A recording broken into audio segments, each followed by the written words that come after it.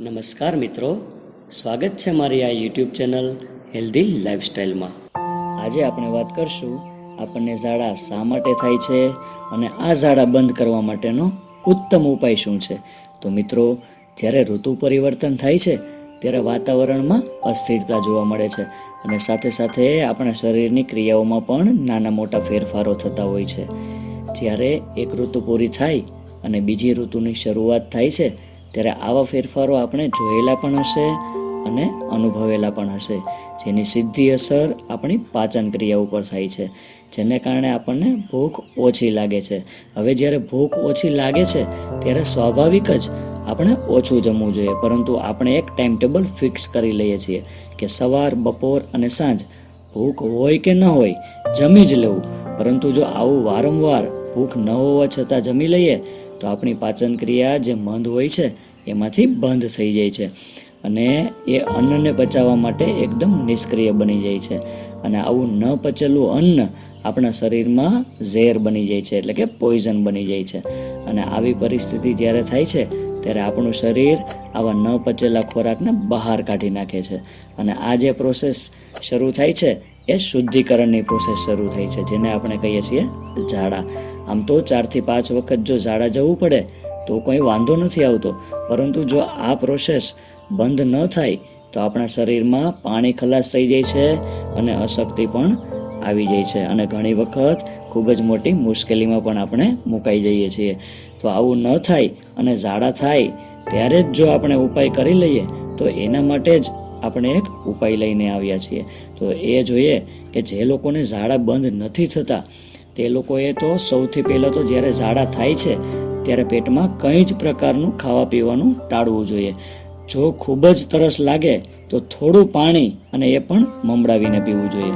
હવે જે લોકોને ઝાડા થાય છે તેને ગાજર લેવાના છે. મિત્રો, ગાજર તો આપણે શિયાળામાં ભરપૂર મળી રહે છે. હવે આ ગાજરની છાલ કાઢી લઈશું અને આ રીતે ગાજરનું એકદમ કટિંગ કરી લેવાનું છે આપણે, કારણ કે આપણે એનો રસ કાઢવાનો છે. હવે આ ગાજરનું કટિંગ આપણે મિક્સરના જારમાં લઈ લેશું. ત્યારબાદ આ કટિંગને મિક્સર વડે બરાબર ક્રશ કરી લઈશું અને આપણે જોઈ લઈશું કે કેટલું લિક્વિડ એમાં થયું છે. હવે ફરી પાછું એમાં આપણે થોડું પાણી ઉમેરી દઈશું અને ફરી પાછું મિક્સર વડે આપણે ક્રશ કરશું. હવે અહીંયા આપણે એક કાચનું બાઉલ લેશું અને એમાં આ મિશ્રણને ગરણી વડે ગાળી લઈશું. બધો જ રસ આપણે બરાબર કાઢી લઈશું. આ થયો આપણો ગાજરનો રસ. ત્યારબાદ આપણે સંચળ પાવડર લેવાનો છે. આ સંચળ પાવડરમાંથી ચમચીનો ચોથો ભાગ આપણે આ ગાજરના રસમાં ઉમેરી દઈશું અને આ ચમચી વડે બરાબર મિક્સ કરી દઈશું.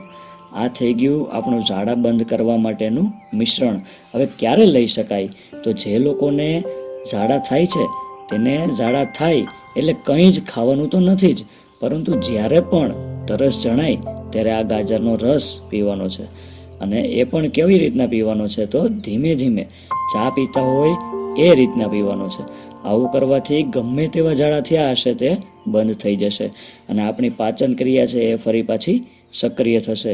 મિત્રો, એક વસ્તુ હંમેશા યાદ રાખવી કે જ્યારે પણ ઝાડા થાય એ દિવસે કશું જ ખાવું ન જોઈએ.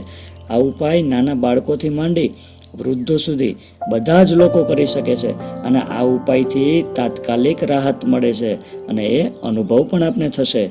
આ હતો આજનો આપણો ઝાડા બંધ કરવા માટેનો એકદમ સરળ, ઘરગથ્થુ અને અસરકારક ઈલાજ.